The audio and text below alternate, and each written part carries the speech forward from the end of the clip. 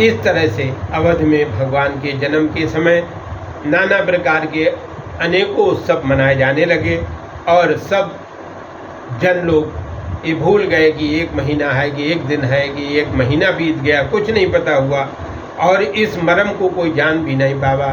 गोस्वामी बाबा अपने शब्दों में कहते हैं, मास दिवस कर दिवस बा मर्म न जानहि कोय, और रथ समेत रवता क्यों निशा कवन विधि होय। एक महीने के दिन का एक दिन हो गया और कोई भी ये मर्म नहीं जान पा रहा था। रथ के सहित सूर्यनारायण श्री अवध के आकाश में स्थिर हो गए तो रात्र किस प्रकार से हो, क्योंकि वो सूर्यनारायण के अस्त होने का पर ही संभव होती है। रात्र तभी संभव होती है जब भगवान सूर्यनारायण अपने दूसरे लोक को चले जाएं। यह रहस्य काहू नहीं जाना, दिन मन चले करत गुण गाना, देखी महोत्सव सुर मुनि नागा, चले भवन वर्णत निज भागा। ये रहस्य किसी ने नहीं जाना। 720 घंटों के पश्चात सूर्यनारायण भगवान श्री राम का गुणगान करते अस्ताचल को चल पड़े।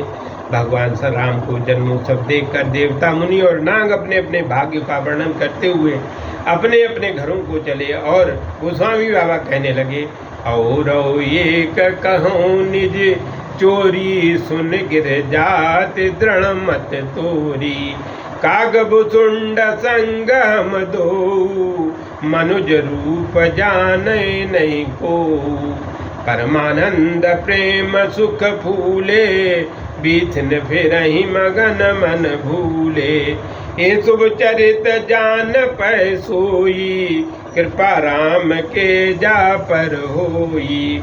भगवान शंकर माँ पार्वती जी से कहने लगे, आपकी बुद्धि अत्यंत धीर हो चुकी है, इसलिए मैं एक अन्य चोरी आपको बता रहा हूँ, क्योंकि आप अब इतनी समझदार हो गई हो कि मेरी बात का गूढ़ रहस्य और ज्योति को जान जाएंगी। अर्थात हमने अपने को छिपाकर मनुष्य रूप धारण करके साथ में काकभुसुंडी जी को लेकर हम दोनों परमानंद में प्रेम और सुख से फूले मगन मन वाले भूले भूले अयोध्या की गलियों में भटकते फिरते थे।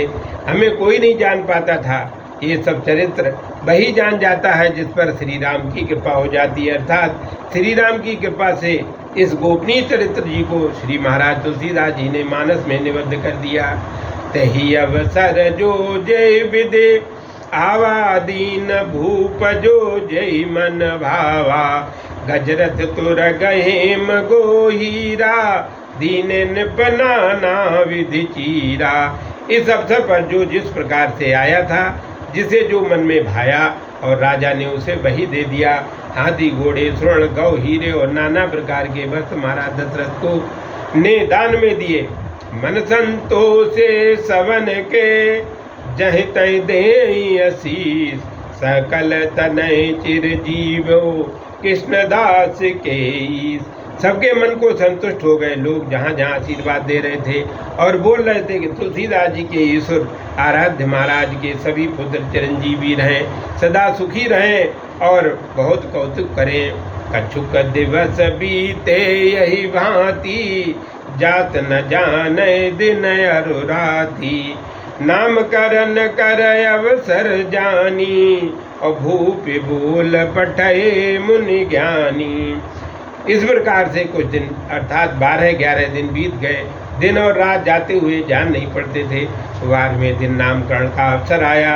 जानकर महाराज जी ने ज्ञानी मुनि वशिष्ठ जी को बुलाया और बुलाया क्या, स्वयं ही भगवान वशिष्ठ जी के पास पहुंच गए और कर पूजा भूपति अस भाषा, धरो नाम जो मुन गुण राखा, इनके नाम अनेक अनूपा, मैं निप कहो सुमति अनुरूपा।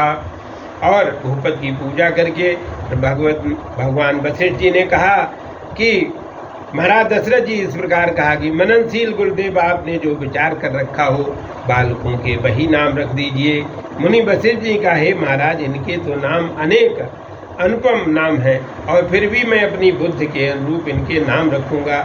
इनके नामों की गणना किया जाना संभव नहीं है, फिर भी मैं आपके अनुसार बच्चों के नामकरण संस्कार करने के लिए उद्यत हो रहा हूँ। और गोस्वामी जी अपनी भाषा में कहते हैं, जो आनंद सिंधु सुख राशि, सी करते त्रैलोक सुपासी, सो सुख धाम राम अस नामा, अखिल लोकदायक विश्रामा।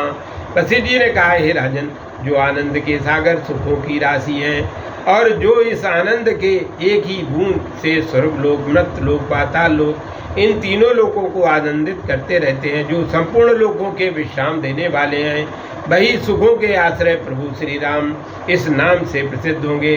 अर्थात सब में रमण करने वाले, सब में रमण कराने के लिए और बड़े राजकुमार के रूप में इनका नाम राम होगा।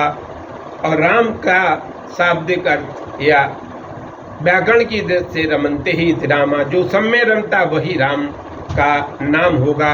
बेसु भरन पोषण कर जोई, ताकर नाम भरत यस होई, जाके सुमिरन तेरे पुनासा, नाम शत्रुघ्न वेद प्रकाशा।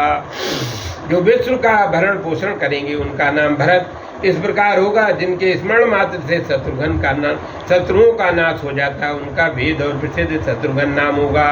लक्षण धाम राम प्रिय, सकल जगत आधार, गुरु वशिष्ठ ते ही राखा, लक्ष्मण नाम उदार। जो सुलभ लक्षणों के धाम श्री राम के प्रिय, सारे संसार के आधार, अत्यंत उदार गुरु वशिष्ठ जी ने उन्हीं सुमित्रा के बड़े पुत्र का नाम लक्ष्मण रखा।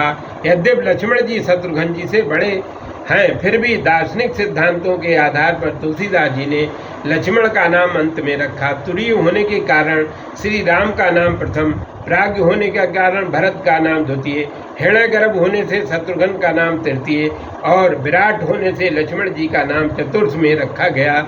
ये राम तापनी उपनिषद के अनुसार भी अर्धमात्रात्मक श्री राम का नाम प्रथम, मकरात्मक भरत का नाम द्वितीय, उकारात्मक शत्रुघ्न का नाम तृतीय और अकारात्मक लक्ष्मण जी का नाम चतुर्थ में रखा गया।